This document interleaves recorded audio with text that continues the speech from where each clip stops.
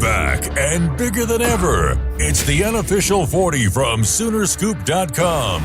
Presented by the Choctaw Casino and Resort in Durant. Now, here's the entire Sooner Scoop crew. Carrie, Josh, Eddie, and Bob. All right, welcome back. Welcome.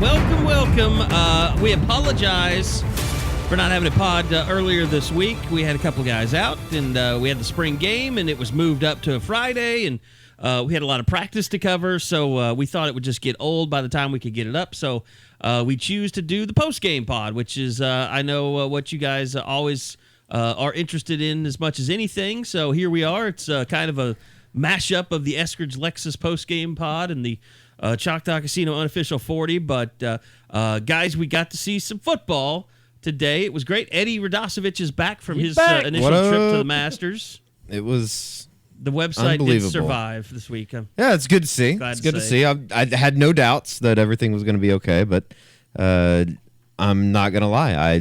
I did not miss you guys. Aww.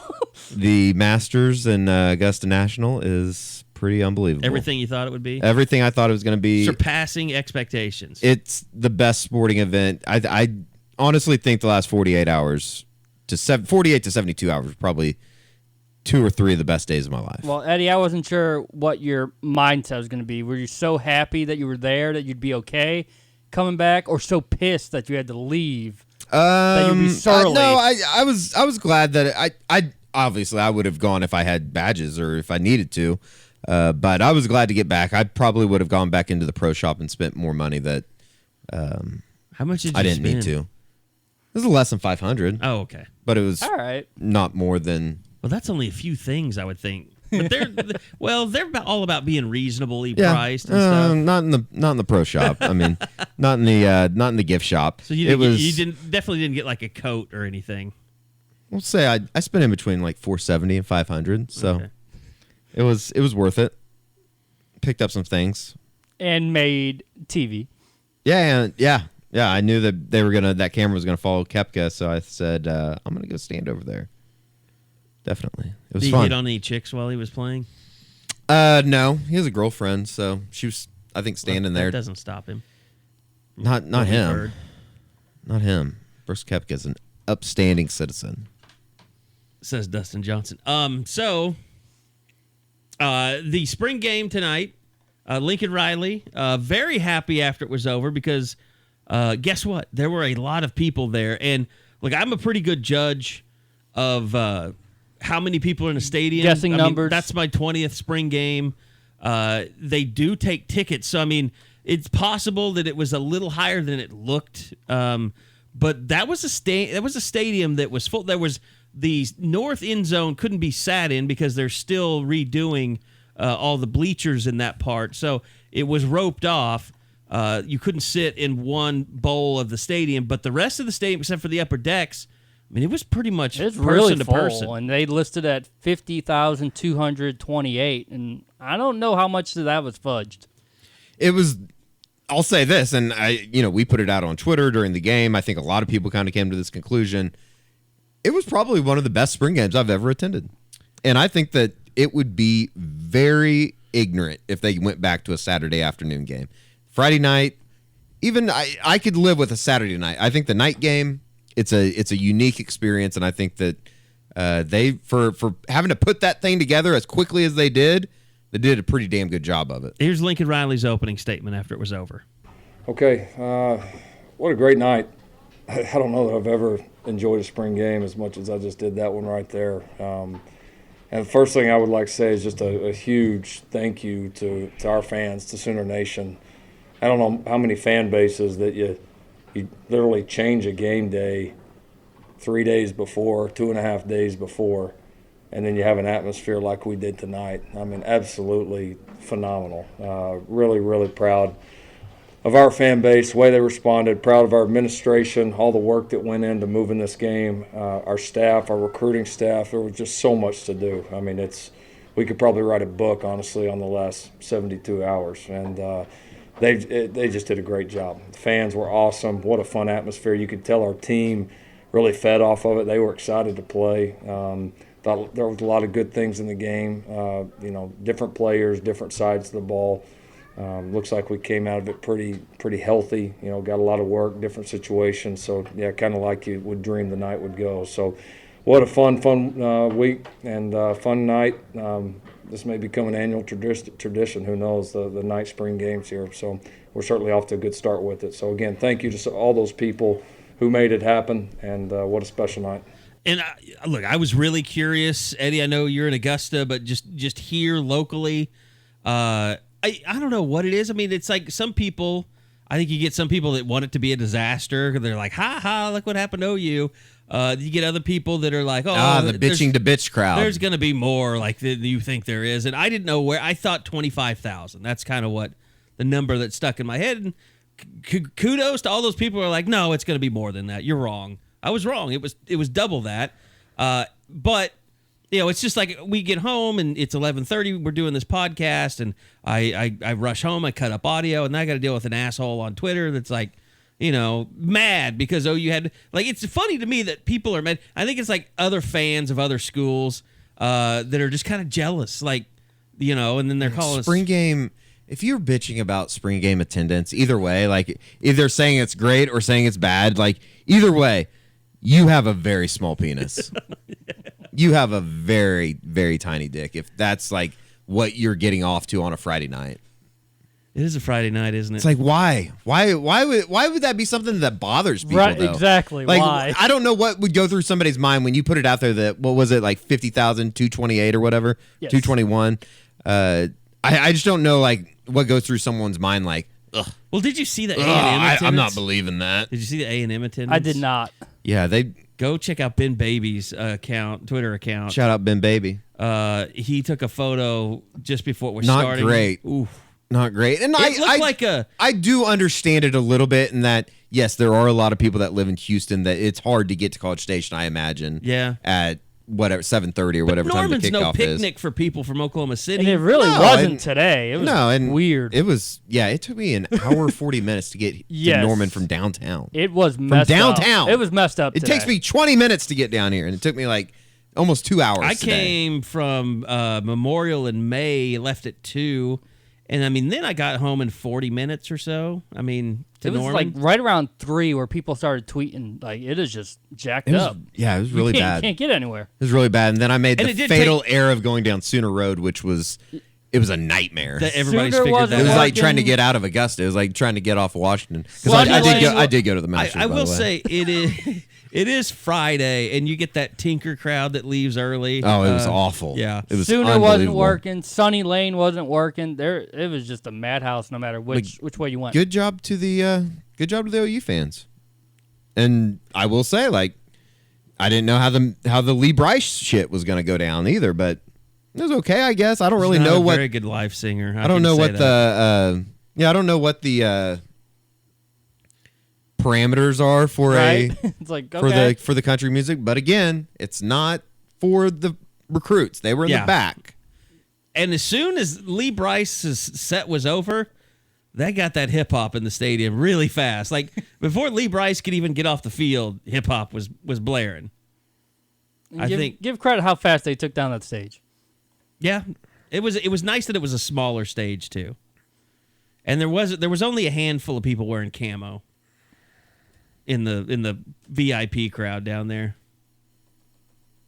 I bet there. I don't know. There's bands I would pay. I have paid for a VIP, so I'm not judging anyone. That's your thing. That's your thing. Yeah, I would just say overall it was a successful evening. It was a successful evening in every aspect of what you can have, I guess, as far as holding a spring game and what it was. And Bob wrote the story, and it's up on the website right now, though, that Jalen Hurts was pretty good for what it was. It was a scrimmage. It was a practice. Let's hold off on the quarterback stuff. Here's Lincoln Riley quickly talking about just how important this has become. And you mentioned it early, Eddie. Night game is the way to go. I don't care if it's Friday or Saturday. Don't ever have this game in a Saturday afternoon. The night ever game again. has become such a treasured commodity with the way TV has gone and 11 o'clock kickoffs. And That's just, I don't think you're going to stop seeing early kickoffs if you're Oklahoma, as long as, and I'm not shitting on the conference, but as long as you're in this conference, you're going to see a lot of early kickoffs. It's just the way that it goes. If you go to the SEC is the only way you're going to start getting later kickoffs. But the night game is becoming a rarity, and it was really cool to be a part of that tonight and to see it. And Lincoln talked about that afterwards.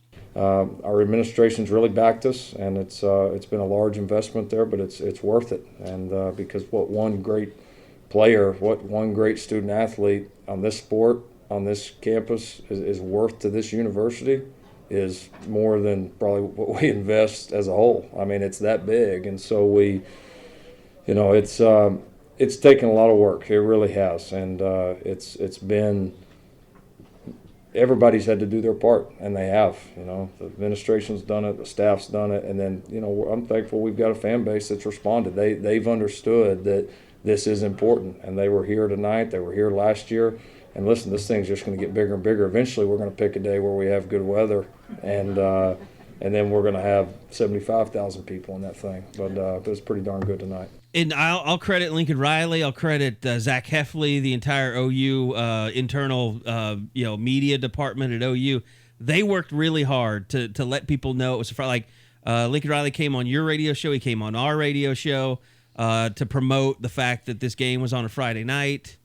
They had the. Why are you smirking? It's just funny how easy it is to get Lincoln Riley on the radio when he needs something. when you need something to get out. But no, they did. I mean, they did a really good job of basically having to change an entire day of work into one night. We gave him like 10 minutes to do a commercial. Yeah, he did it. Yeah, that's basically what we gave him too. They had the players video. Oh, by the way, thing. you ever been to the Masters? Oh yeah, but the spring game's free, right?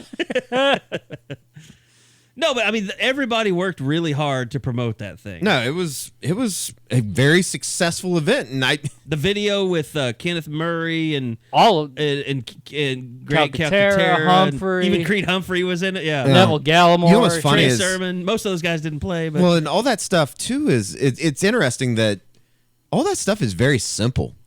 Like asking those players to grab them, and I'm sure it takes less than 5 minutes to put that stuff together as far as the filming of it, and then I don't know. It's just, I'm sure it took them an hour or so more. No, but I'm just saying it's like they do a really good job of promoting the product. I guess is the best way to say it. In a palatable way, I guess is the way to say it. Yeah, a compelling way. Yeah. It was a successful night. So on top of all that and all the pomp and circumstance, you did get to see Jalen Hurts go against Tanner Mordecai, the battle we built up into something that never was. And look, we've said it many times. Like, we're not stupid. We know that Jalen Hurts is going to be the starting quarterback. It would take an act of God for that not to happen. But we did get to see them both. And here's Lincoln Riley talking about Jalen Hurts' night tonight. I thought he handled it well, made some nice plays in some scramble situations, made some good decisions from the pocket, got settled in quickly. He just felt pretty settled in the whole time. So gave some guys some chances to make some competitive plays, and the guys really on his side responded and made a good number of those. So I thought he did a nice job. Here is Lincoln on Tanner Mordecai. Kind of split the offensive lines up. We put the two. Tanner had kind of the two better guards, or the two first-team guards right now. Jalen had the two first-team tackles, and we just tried to make it as even as we could from there. I don't know. It looked like the protection on Tanner's squad probably wasn't as strong, and had a couple of competitive plays on his squad that we just didn't make. But, I thought there was a period there after the first series. There's maybe two series in a row where he probably tried to force a couple of things down the field, trying to make big plays. And then I thought he showed some real poise there the last couple of drives of kind of just resettling back in, taking what was there. So good response for him, and that's what you want to see from a young guy. You start off great, okay, have a great first series, have a couple of tough series, and do you respond or do you go in the tank? And he responded. Stats on the night, Tanner Mordecai, 12 of 14, 153 yards, one touchdown, one interception. Jalen Hurts, 11 of 14, 174 yards, 1 touchdown, no interceptions. Jalen Hurts averaged 15.8 yards per completion, whereas Tanner Mordecai had 12.8. But, guys, I just thought Jalen Hurts, the offense just looked more in sync. It looked more in rhythm. It looked smoother with him. I tweeted something during the game just as far as, and I was being sarcastic, but Jalen Hurts looked like a guy that had played in big games. He was a senior quarterback, and maybe even started a couple games in the SEC. I mean, and I was being sarcastic when I said it, but it was true. Like, he had a better presence about him, and half the time he was having to run for his life, and we can get into that here in a little bit. I mean, Bill Beatenbow's group, they have ways to go, but I thought that Jalen Hurts, he ran the offense about as well as you could in a scrimmage / setting of a practice. Is basically what it was. That back shoulder throw to Trajan Bridges, it was really good, nice and early. It lets you know, like, for people that still wonder, can Jalen Hurts throw the ball? Can he have a variety of throws? He's got full command of what he's doing, and as he's getting more and more chances and being taught by Lincoln Riley, you're starting to see what this guy can really do. Yeah, and I think that, we talk about Trajan Bridges or whoever it is, Nick Basquin, I thought looked pretty good tonight, his first action in a long time. Those receivers, between the 3 freshmen and then obviously Stogner's out there, and you didn't see much of CeeDee Lamb and Charleston Rambo and everybody that's coming back, but Calcaterra was out tonight, or held out. He wasn't, I guess, technically out. You don't have to have a quarterback that's gonna be throwing efficiency wise every time. I think this wide receiver group is going to be good enough that you can just throw it up there and basically let them go make plays. And it's going to be interesting to see how that works out for Jalen Hurts, because it kind of goes into what we talked about, I think, during the first week of spring. How much do you need him to be a playmaker as opposed to just a distributor? And if he can be a distributor, this offense obviously could be really, really good once again. I kind of felt a little conspiracy theorist. And you should. During this game. Yes, go with it. Yes. Because you looked at the defense that Tanner Mordecai faced versus the defense that Jalen. And you know what? It might not be so much conspiracy theory, because Lincoln Riley did say this after the game, which they had some injuries, and who knows, maybe it just so happened that the defense that Jalen Hurts was going to go against was the beneficiary of all these apparent injuries that happened during the week. We missed a couple tackles defensively. We were going to play with – we had a pretty physical practice on Tuesday. We lost, I think, 3 DBs, on Tuesday. Two of them on one play. Nothing serious, but not enough to risk playing them tonight. So we were playing with some different lineups there in the secondary. So challenged our guys, honestly, just to fill the full secondary, especially at safety. But, we got in the backfield a lot. It looks like there's probably a couple sacks that probably should have been blown dead. So it looked like the pass rush was pretty good. A couple of breakdowns in coverage, but other than that, it looks like we moved around, pretty well. If I had to guess, who the hell is Gallegos? If I had to guess, those 3 guys, he broke up some passes tonight. I know. Who the hell is he? I told Nate Fagan, we're standing there on the in the end zone.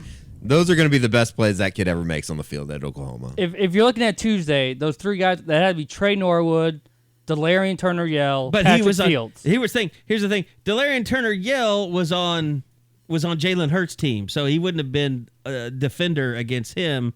But Trey Norwood must have been on the white team. And what about Patrick Fields? And Patrick Fields must have been on the white team.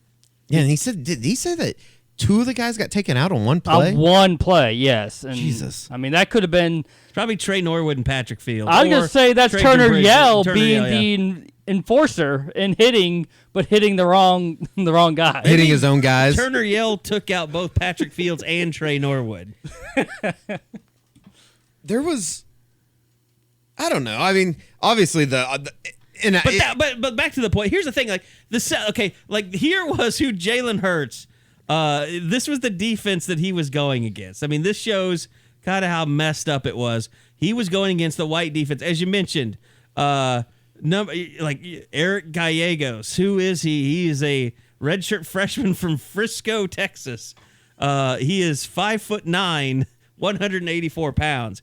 He also had to go up against Lunch Pail Kid, the stud Robert Charlton, who was one of the corners from Edmond, Oklahoma. I remember Robert Charlton. He's a track star. Yeah, he's a redshirt senior, so he's been around for a while. And he's a guy that kind of makes me feel old. I remember when he arrived in Norman. He's kind of made some practice waves here and there. But again, not exactly all Big 12 level competition that you're going. And then who was the other guy that I'm thinking of that was out there that you're just like, I don't know. I'm looking. Number 86, was he on the white team? Yes, Corey Johnson. Yep. Yeah, another defensive back, Corey Johnson. So like defensive back number 86. Seriously? Seriously. I mean, Brian Meade looked like an All-American out there for that defense. I'm slowly but surely coming around to the idea that Brian Meade is a decent football player. Maybe that's slamming a kid for no reason, but maybe has to do a little bit with because he's a white kid, but he's a big kid. Haven't we had the Matt McCoy discussions like white kids aren't bad? Give us all the white kids you want. Maybe. Oh, you want to build a team of white supremacists? Is that what you want to do? No, that's not what I said. That's what I heard. Yeah, they all shave their heads for team bonding, I guess, but they went over to Jimmy's house.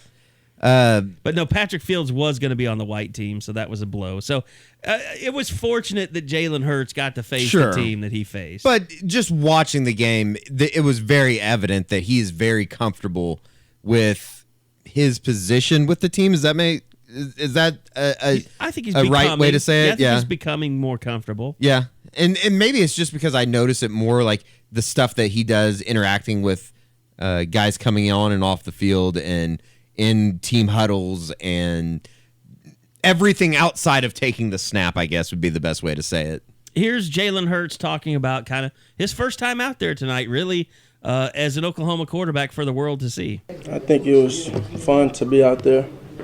First time as a team.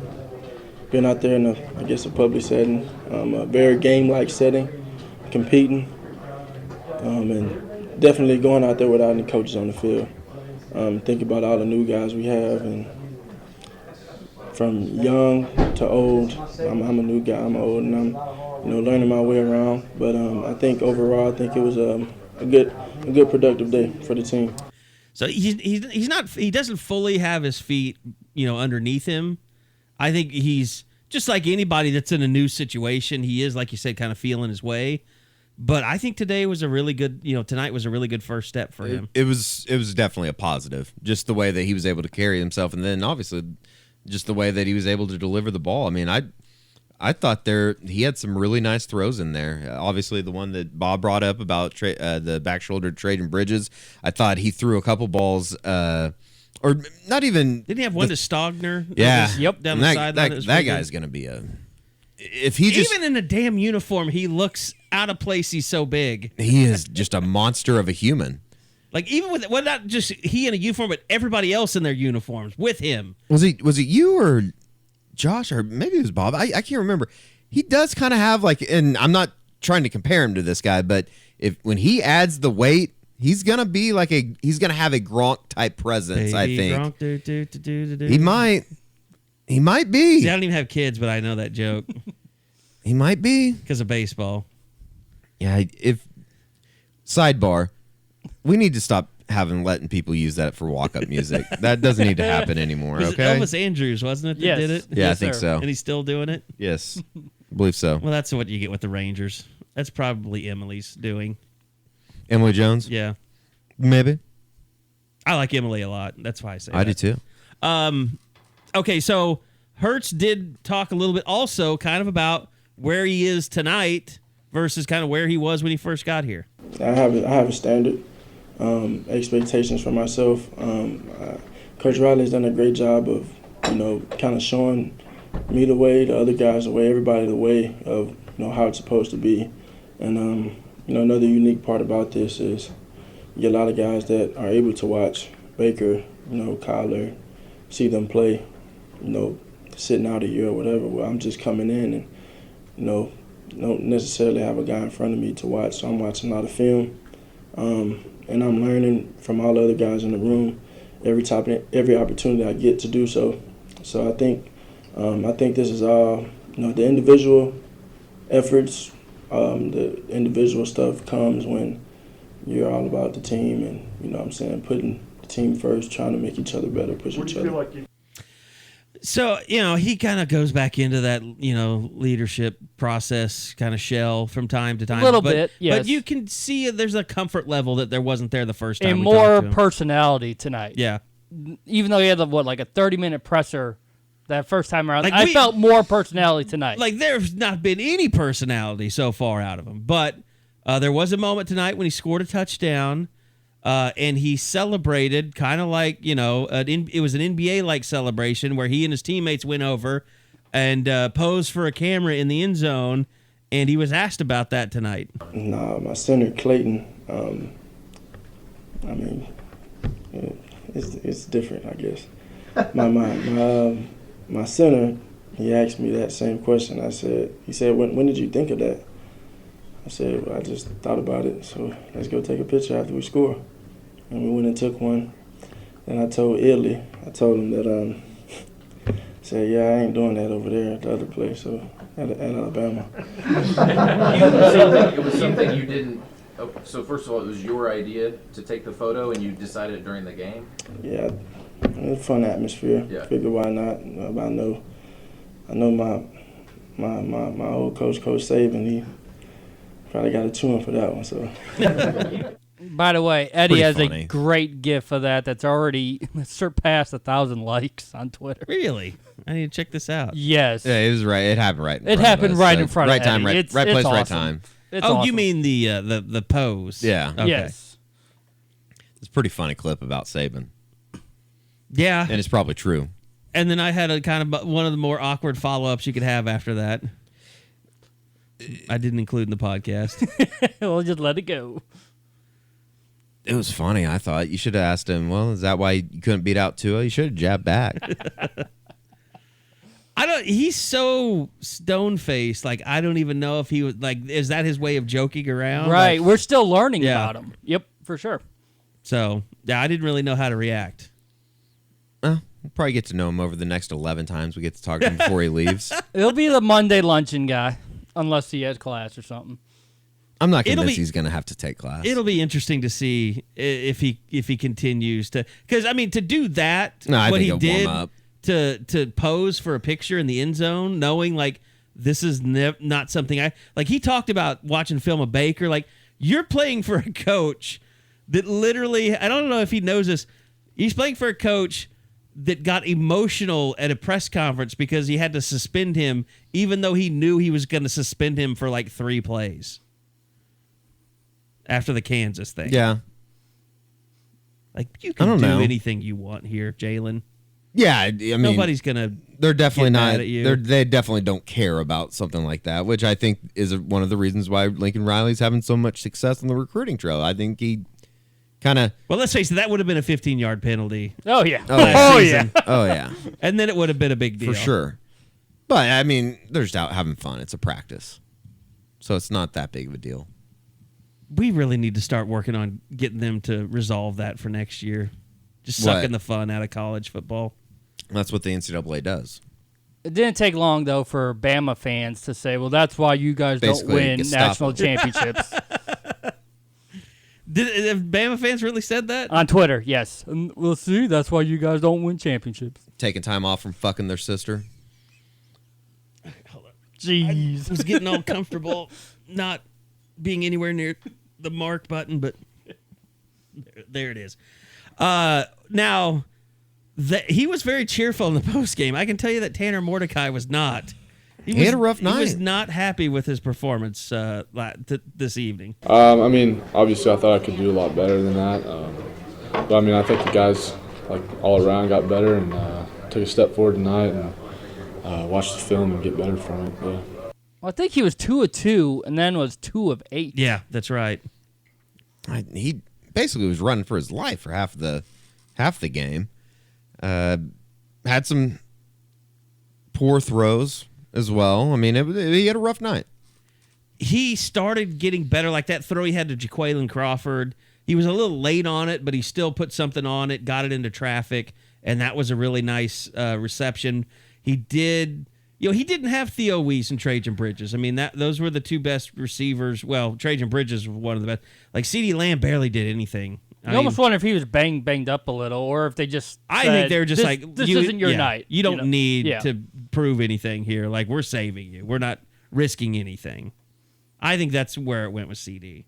And his overthrow that led to the Broyles pick. That was a bad That's pass. probably the worst throw of the night. And, Lincoln said that. He tried to force things a little too much. And I guess the positive is that he was able to bounce back a little bit. But I'm sure he's had much better days than what we saw tonight.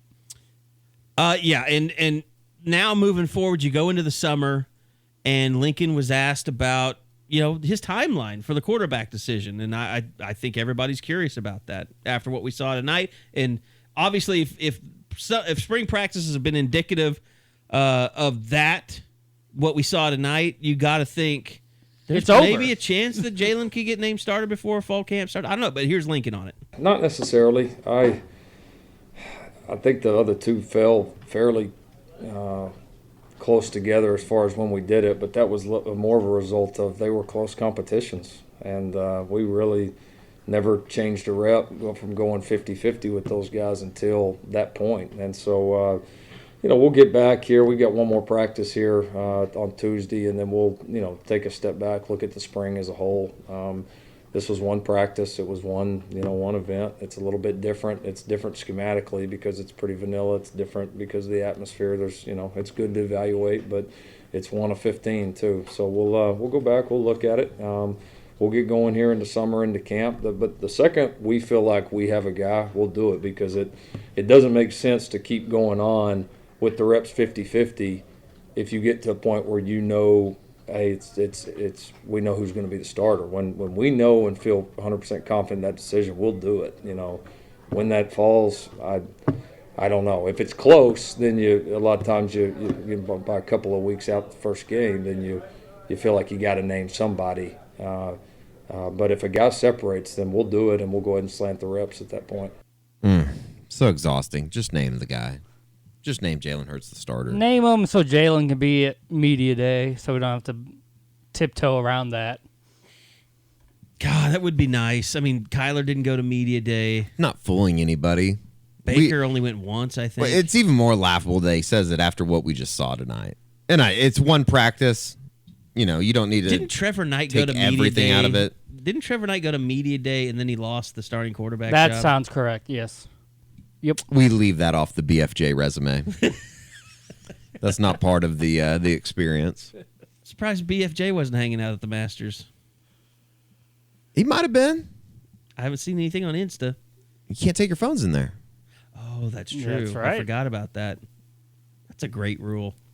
It actually is pretty damn cool. Was it weird to not have your phone? Oh, I reach in my pocket like every 5 minutes. But it's pretty cool. That must have been weird for you because you are the first. You've got the pulse. You're the first phone person that I've ever known that just had their head buried in their phone constantly. Yeah, I got it right now in my hand. So you're my phone, that is. This is like you got back from rehab, and now I've relapsed. I've relapsed so many times.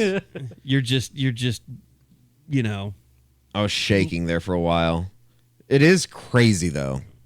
To not have your phone. Well, just everybody doesn't have their phone. And to have to seek out the leaderboard to find out what's going on. They have a lot of those leaderboards around, uh-huh. But you can't tell, for instance, the Tiger thing, we didn't know what he was doing on the front nine on Thursday, and then you kind of start talking to people that are around you that have been following him. It's do the roars just drive you insane?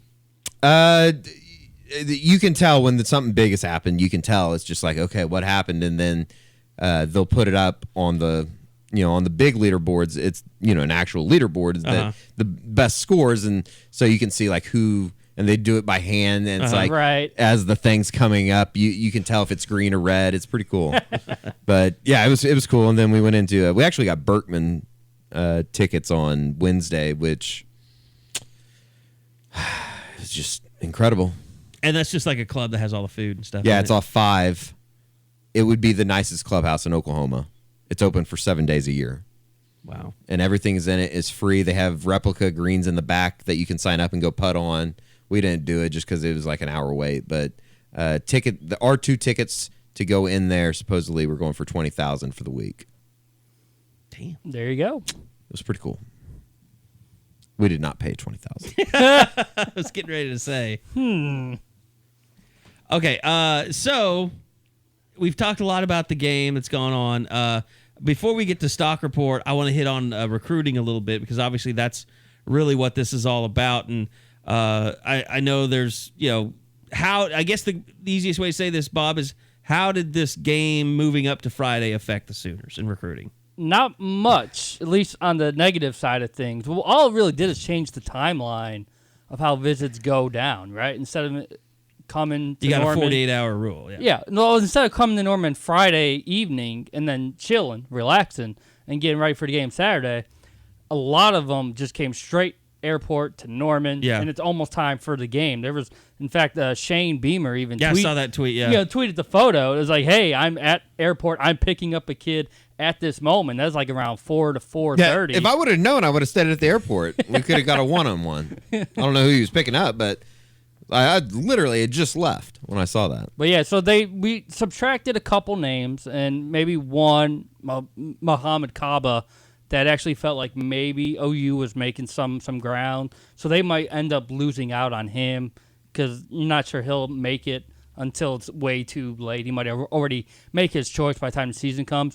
But a lot of kids showed up between 1 and 4. We had one pair of eyes from March 28th, so we'll be on the lookout to see if that's one that goes down this weekend. And then we had one that went down at 6:45 this evening as Lee Bryce was doing his thing. Not saying Lee Bryce is why the eyes went out, but that is the first of the weekend, and it's going to be the first of several as you look at the defensive back and I think offensive line.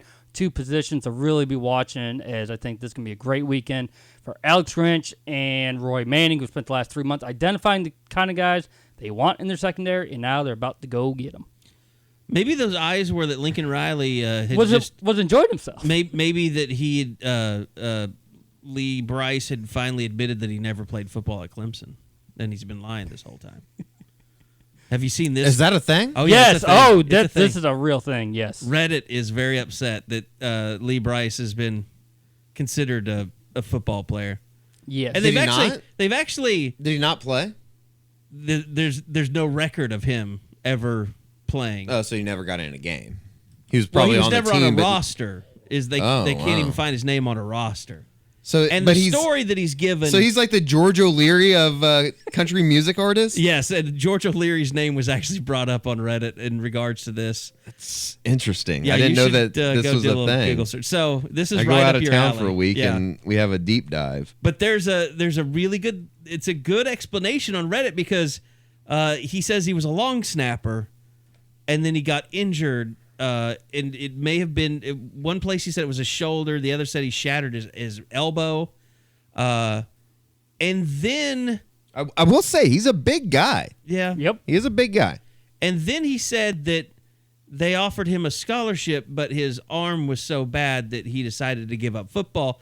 And everybody's like, okay, how many times in the history of football do teams offer an injured walk-on a scholarship?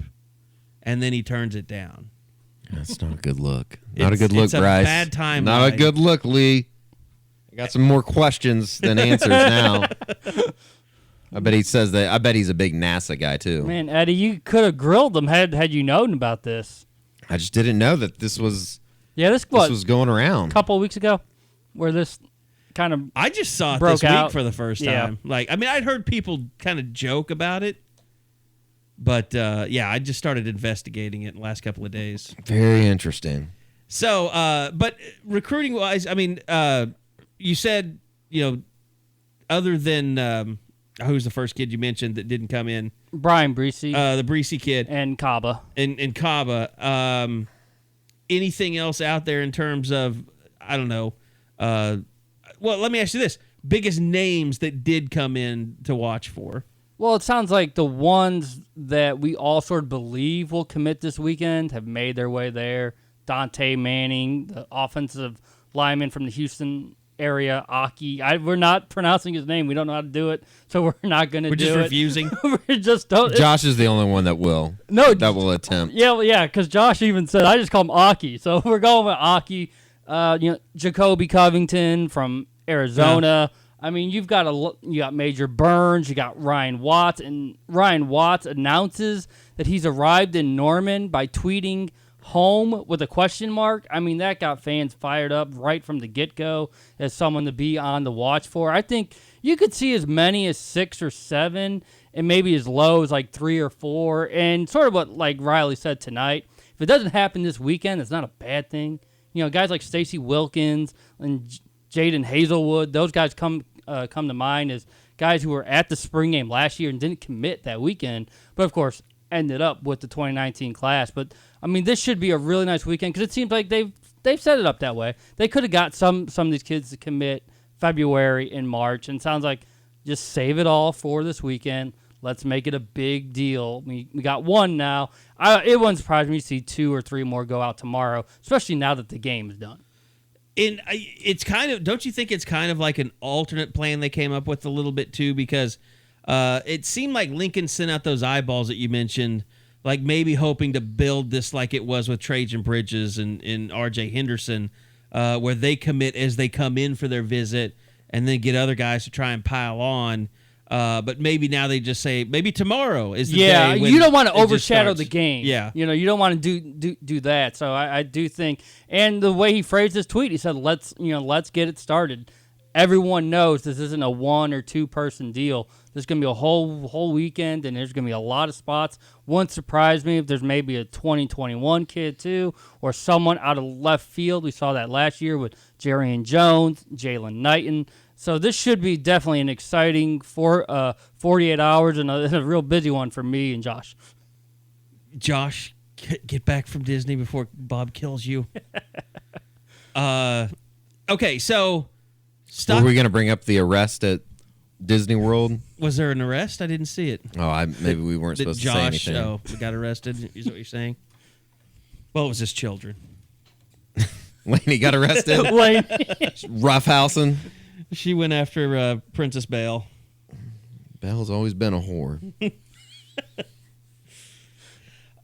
She was into bestiality. I mean, come on. Yeah, I know. We've been down sketchy here. to start with.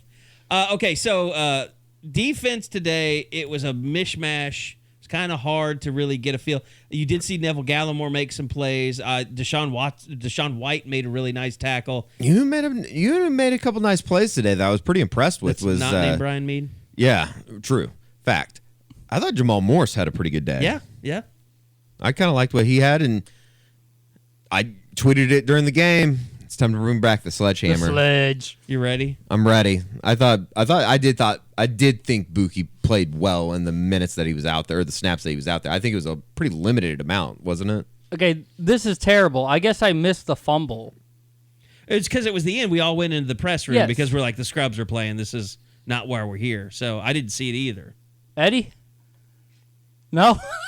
Thank you. I have no idea what you're talking about. Terrible. I think it was a running back fumble. At the end of the game? Yeah, there was a fumble the defense recovered. Shit, it had to have been like the last play of the game. Yeah, it had to be close there to the. Okay, so let's start with defense. Anybody you want to just throw out there for stock up right off the bat? Gallimore, yeah. Yeah? I mean, that we've heard about. He's got so much potential if he could ever harness it. Felt a little bit like he was starting to get to that point. He should be. He should be the leader. He should be the guy. But in the limited reps he had, he looked like the best player out there. I'd go stock up Trajan Bridges. Well, defense is what we're doing. Or just defense? Yes. I thought Deshaun White played pretty well. Yeah. Could I go combo and say Deshaun White and Brian Asamoah? Because I thought Asamoah played pretty well as well. Did you? I just didn't. I guess I didn't focus too much on him today. The only reason I say that, honestly, is because I looked up. He made a couple tackles there consecutively. It seemed like he. I've got it recorded. I'm really looking forward. I'll probably watch as much as I can before I fall asleep tonight, just to kind of focus in. Because when I'm watching the game through binoculars, I'm watching the quarterback, and it's ridiculous to try and watch the same team play offense and defense at the same time. It's almost impossible. But yeah, I mean, you could tell the guys up front did well. Like I said, Brian Meade, I think he's got to have stock. There's a reason why Brian Odom's been bragging on him. He's a good football player. He makes plays. So I would definitely stock up. Right, I'd say stock down if we're gonna go there. And I was disappointed I didn't see anything from Chance Sylvie today. I think maybe one tackle where I was like, oh, there's Chance Sylvie. He got nicked up early. I don't remember if it was like it wasn't significant enough to keep him out, I don't think, but he was limping around, so I don't know if that means much, but yeah. Yeah, he had four and a half tackles, but it didn't really feel like it. You know who stock up is? You mentioned him quite a few times. Can you guess? LaRon Stokes. Yes. Yeah, he certainly looks the like part out there. He did.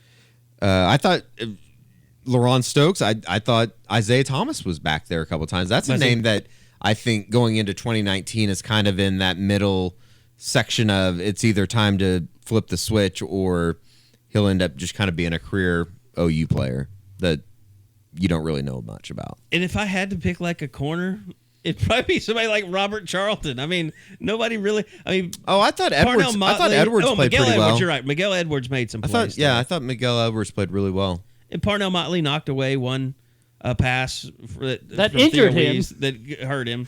I did think that was weird. I thought it was interesting. Trey Brown talked about it after the game. It's just the fact that how much they love playing press coverage. He said that we're going to do it 100 times out of 100 times.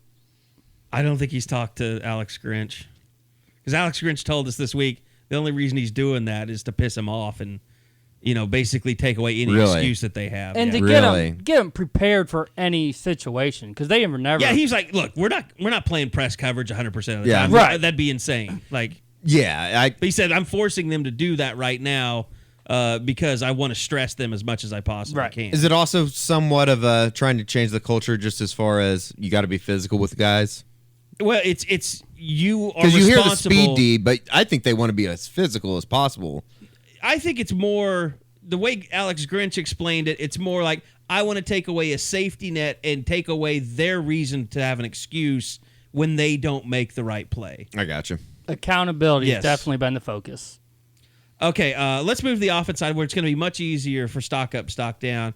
I think you got to start with Jalen Hurts. Yeah, you just got to start right. He had a really good day. I'm not saying he could have gone out there definitely an ex Baker or a Kyler, but I was impressed with my expectation. He met and exceeded my expectation level. He today. Could have gone out there and thrown the ball into the ground a couple times and overthrown guys and just not really looked comfortable. It was the exact opposite of that. Yeah. He looked comfortable. He delivered the ball on time. He made some really nice throws. Caught Stogner, in a crossing pattern at one point.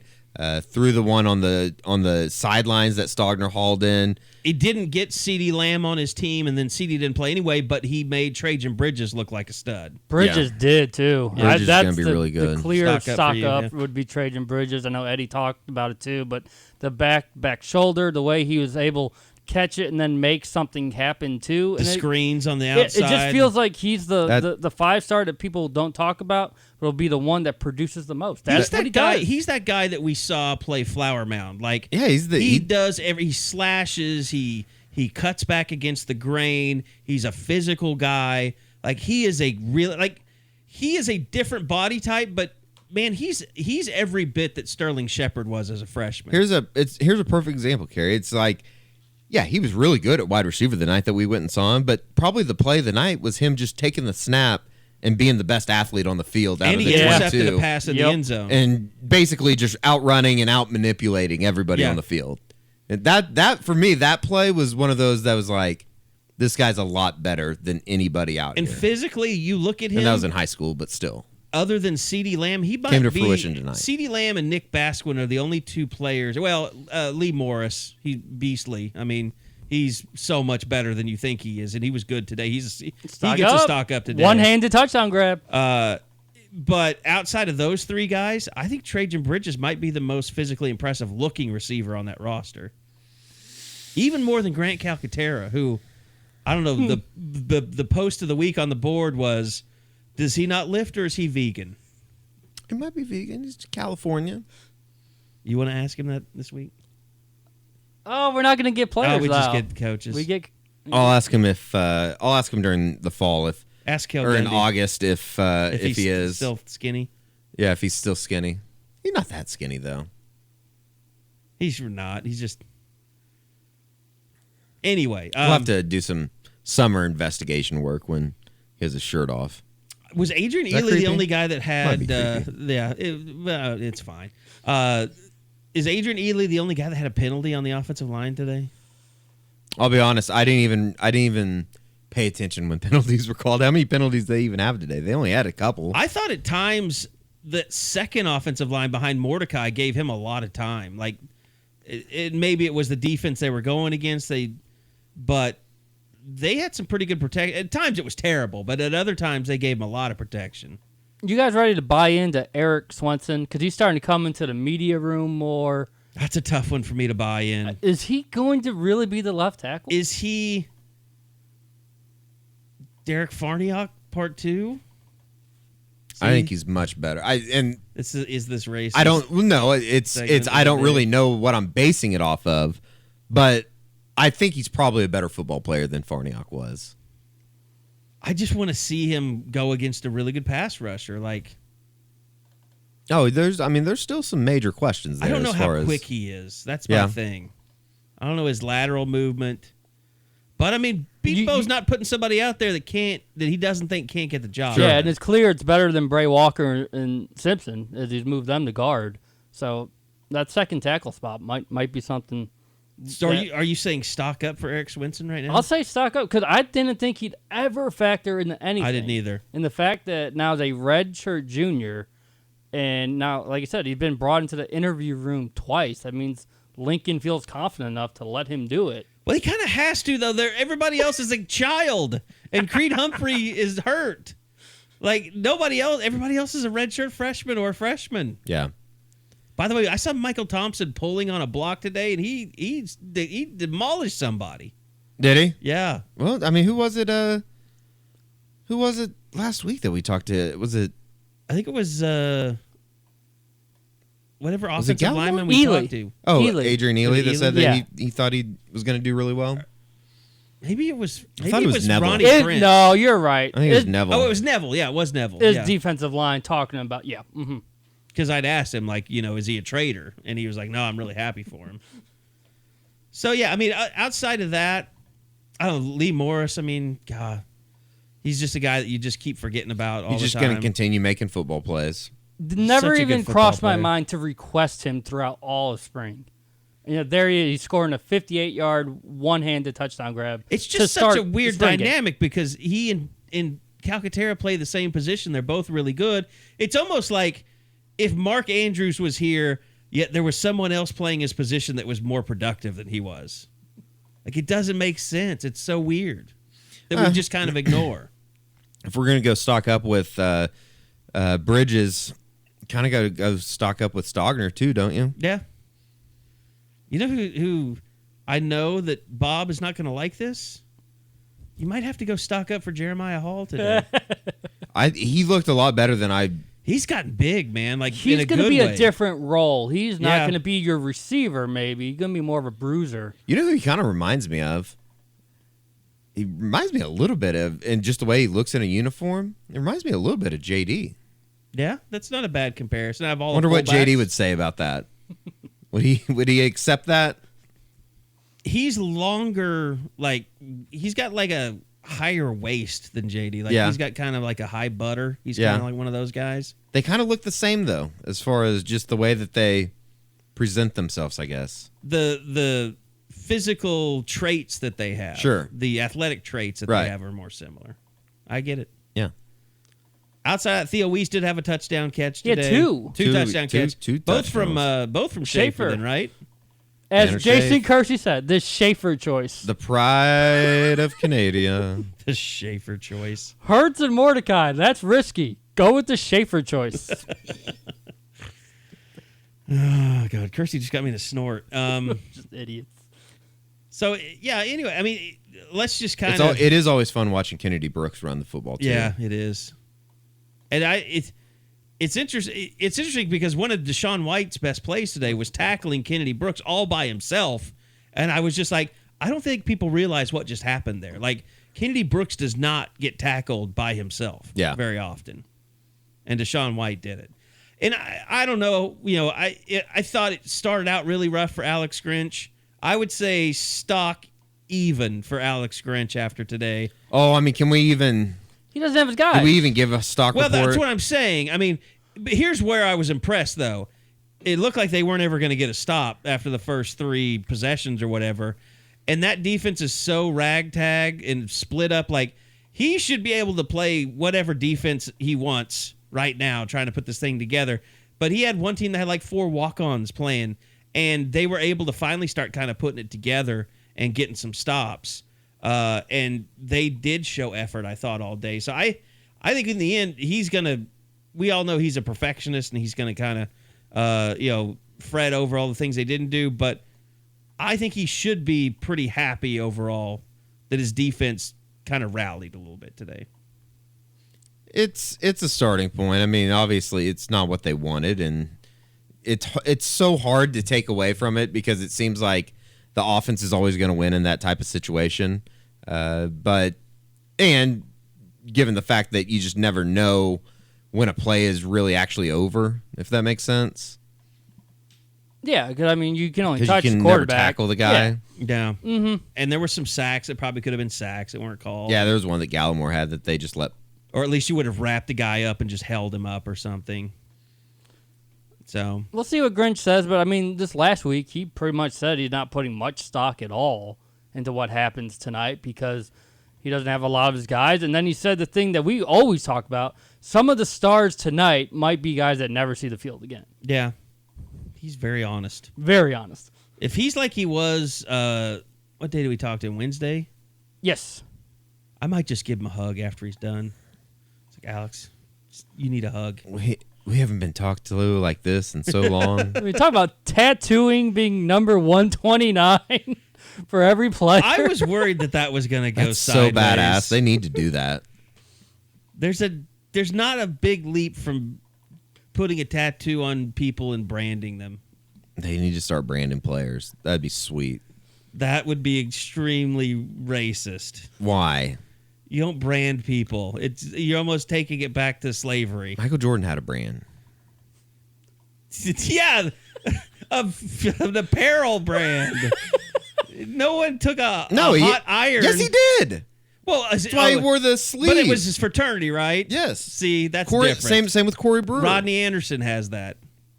He does. Yeah. He does. Yeah. DeMarco Murray, I'm pretty sure, did he? is branded. Yeah. But they volunteer to do that for their fraternity. How bad do they want to win a football game? You really think Buki? You can either go. You really think Buki is going to sit there as Alex Grinch takes a what do they call it? A branding iron off of the fire? Yes. And comes toward him? Yes. No, he's not. He's going to say, "Give me my He might do sledgehammer." it. Yeah, he might do it if they get the Start swinging sledgehammer at back. This guy. Sweet. We don't even have to title that "Is This Racist?" It just flat out is. It just is. Okay. I've been in Georgia all week. Did you? Well, you did follow Tiger too. Was there any racist stuff? No, I don't think so. You get kicked off that course pretty fast. Yeah, you probably would. Did you see anybody get removed by the marshal or anything? Mm-mm. Not even in Any the slightest stupid bit. screaming after swings or anything? No, you do that, you're gone. Did you follow anyone or just stay at a hole? Did both. Did both. Yep. So when you got on TV with Koepka, you just happened to be. Yeah, they were the last. He was in one of the last groups. You weren't coming off following him. You were just standing where. You were. We followed him on 16, 17, 18 because Okay. they were the final group coming off. So I was gonna say you weren't born when the PGA came to Oak Tree, probably. Well, you might have been 4 years old. No, I went to Southern Hills though, and then I went to the PGA senior PGA. Yeah, I've been to the DFW area tournament, the Colonial and the Byron multiple To me, times. that's one of my favorite things I've ever done in spectator sports is following Tom Watson around at the PGA Championship at Oak Tree. It was pretty cool. on Wednesday going to the par 3 contest, and Jack Nicklaus and Gary Player and Tom Watson all together. They always play together now, don't they? That was because cool. they were playing together when his son hit the hole-in-one. Yeah. Was that a year ago or 2 years ago? It was a year ago. Just a year ago. Okay. Yeah, that's a cool threesome. It was really Was it cool. insane, the people following them? Yeah, and it's such a smaller area, so everybody's kind of compacted in there. And it's 9 holes? Yeah. Yeah, 9-hole course, so it's really cool. Just a really neat experience. I would highly recommend, if you're a golf fan, finding a way to go. All right, well, we appreciate you coming back to us. And I guess. We got a lot of spring. Hey, you know what, though? Thank you, OU, for moving up the game. Tomorrow's going to be one of the great Masters Saturdays of all time. Yeah, you were thinking you were really screwed. I know. So I wasn't complaining too much when they moved the game. And the weather's just going to be awful tomorrow. Yeah. Here in Oklahoma. And in Texas, apparently, too. So. And it just about everywhere. Oh, is it? Yeah, this is... Oh, is that why A&M moved theirs up? Yeah, they moved theirs up because of the is- weather. So this is like a So nationwide system. Is that's coming Texas through. playing theirs tomorrow? They are, which is weird. But maybe... I think there's... Is theirs at night? I might be wrong Yes. on that. No, it is. But I'm pretty sure maybe it's at the 6:30. weather is gone by that point for that part of the country. Well, what's his name going to do? I bet he was... Maybe he's behind some burner accounts. Brian Carrington. Brian Carrington, the ghost town, remarked this week. He getting a lot of... He could not have been happy to see that OU had 50,000. I want to see a fight between the coaches staff. Oh, it would be definitely Drew Hill and Brian Carrington. I take Drew. I would too. Oh, for sure. I don't know. Maybe Brian Carrington learned some moves at Lowe's when he worked there in 2002. Learn how to build shanks out of flooring. That's another racist comment. Not for me, though. Okay. Anyway, that's going to do it. Appreciate you guys listening. Thanks for putting up with us, for putting together this Saturday podcast and not going Wednesday. And we'll be back with Josh next time to talk about this recruiting weekend as well. We do have one more day on Tuesday to meet with the assistant coaches. So there is one more spring practice still. But it was a great night. It was fun to get out there to see Jalen Hurts. Fun to see some of the defense play and a lot of new faces. So keep checking out Soonerscoop.com. We'll have more stories, videos, all that stuff. Check out our social at Soonerscoop on Twitter, Facebook.com/Soonerscoop. You can find all of our stuff there. And also, love to have you as a subscriber and a part of our community. Soonerscoop.com. Go sign up today. So for Eddie Radosevich, for Bob Przybylo, I'm Kerry Murdoch, and we'll see you guys right back here next time on the Unofficial 40 from Soonerscoop.com.